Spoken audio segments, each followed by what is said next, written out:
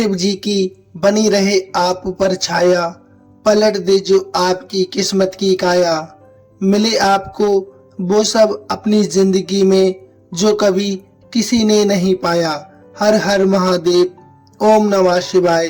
प्यारे दर्शकों, आज हम इस वीडियो में बात करने वाले हैं मासिक शिवरात्रि व्रत कथा की। तो आपसे अनुरोध है, कथा को पूरा सुनिएगा। सच्ची निष्ठा और सच्ची भावना के साथ संपूर्ण कथा का अनुसरण करने से भक्त को सदैव अच्छा फल प्राप्त होता है, उसकी मनोकामना अवश्य पूर्ण होती है, व्रत का फल उसे अवश्य मिलता है। तो आपसे अनुरोध है, कथा को संपूर्ण सुनिएगा। तो आइए भक्तों, शुरू करते हैं।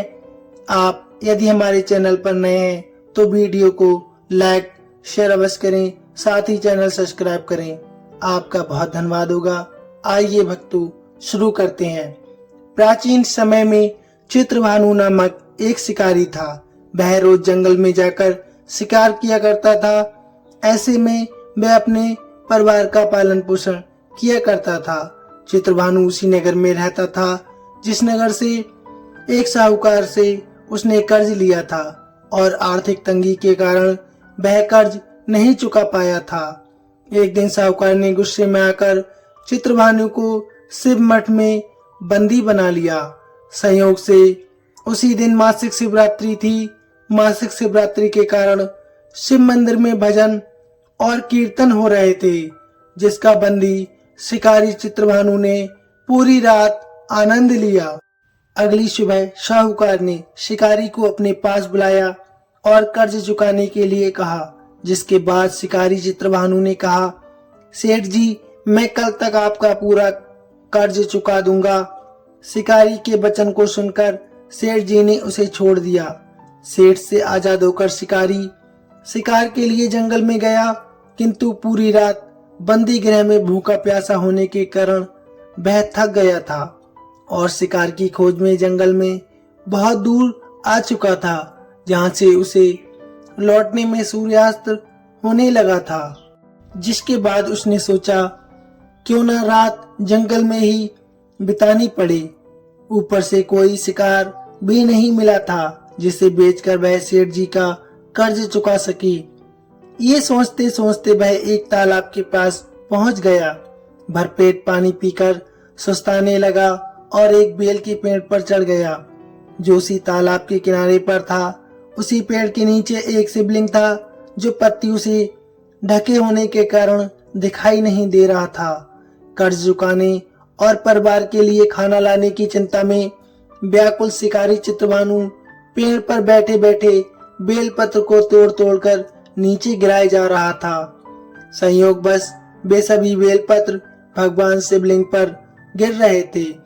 शिकारी चित्रभानु रात्रि से लेकर पूरे दिन भूखा प्यासा था, जिसके कारण उसका मासिक शिवरात्रि व्रत पूर्ण हो गया। कुछ समय बाद उस तालाब पर पानी पीने के लिए एक गर्भवती हिरनी वहां पर आई और पानी पीने लगी। हिरनी को देखकर शिकारी चित्रभानु ने अपने धनुष पर तीर चढ़ा लिया और छोड़ने लगा।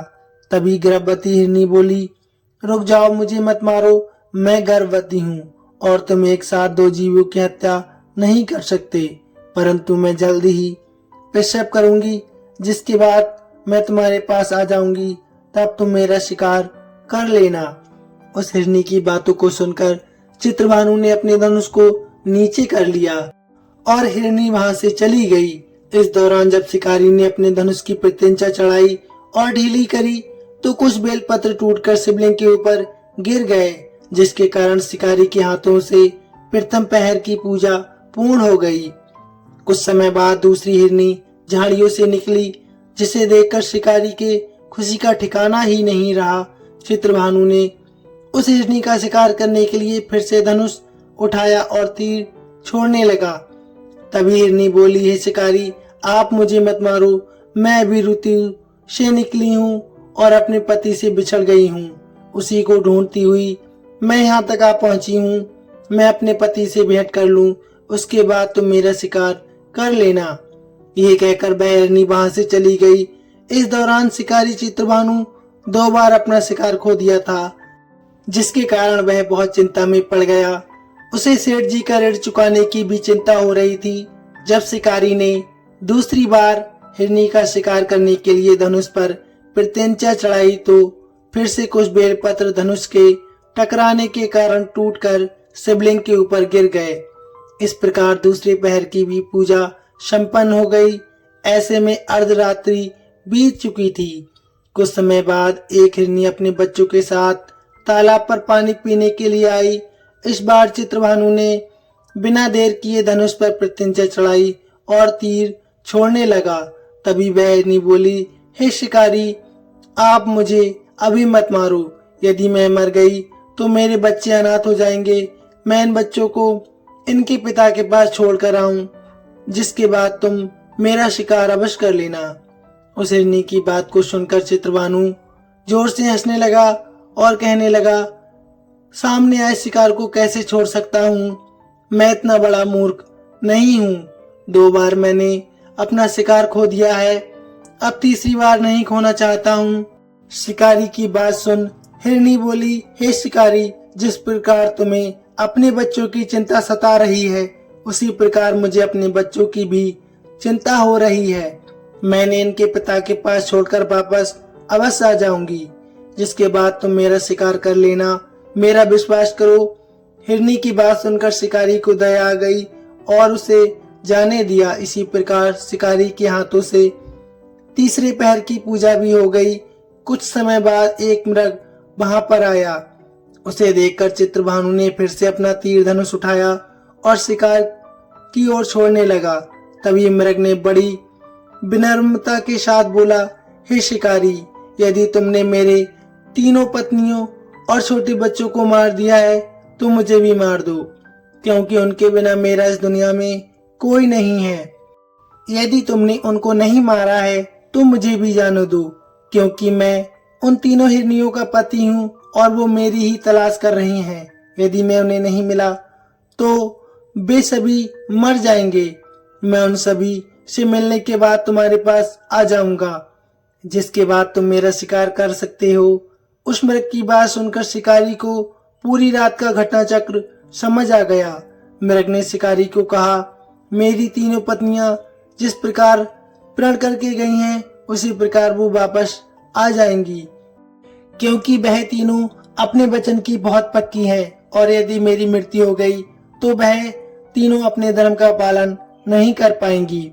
मैं अपने पूरे परिवार के साथ शीघ्र ही तुम्हारे सामने आ जाऊंगा। कृपा करके मुझे अभी जाने दो।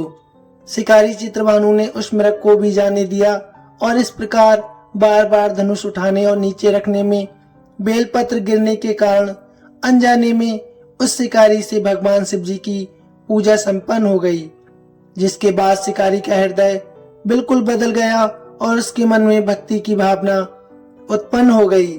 कुछ समय बाद मृग अपने पूरे परिवार अर्थात 3 हिरनी और बच्चों के साथ उसी शिकारी के पास आ गया और कहा, अब अपनी प्रतिज्ञा अनुसार यहाँ हम आ गए हैं। हे शिकारी, अब आप हमारा शिकार कर सकते हैं। जंगल के पशुओं की सच्ची भावना को देखकर शिकारी चित्रभानु का हृदय पूरी तरह पिघल गया और उसी दिन से उसने शिकार करना छोड़ दिया। अगले दिन वह नगर लौटा और किसी और से उधार लेकर सेठ जी का ऋण उसने चुका दिया और स्वयं मेहनत मजदूरी करने लगा। जब शिकारी चित्रभानु की मृत्यु हुई तो उसे यमदूत लेने आए, किंतु शिवदूतों ने उसे भगा दिया और उसे शिवलोक ले गए। इस प्रकार उस शिकारी को मोक्ष की प्राप्ति जाने अनजाने में किए गए व्रत से हो गई। तो भक्तों, यदि हम सच्ची निष्ठा और सच्ची भावना से मासिक शिवरात्रि का व्रत करेंगे और कथा का स्मरण करेंगे तो हमारे समस्त पापों का नाश होगा। मरणोपरांत हमें भी मोक्ष की प्राप्ति होगी। तो भक्तों, प्रेम से बोलिए हर हर महादेव। वीडियो कैसी लगी प्लीज कमेंट में अवश्य बताइए। साथ ही कमेंट में लिखिए हर हर महादेव। धन्यवाद भक्तों।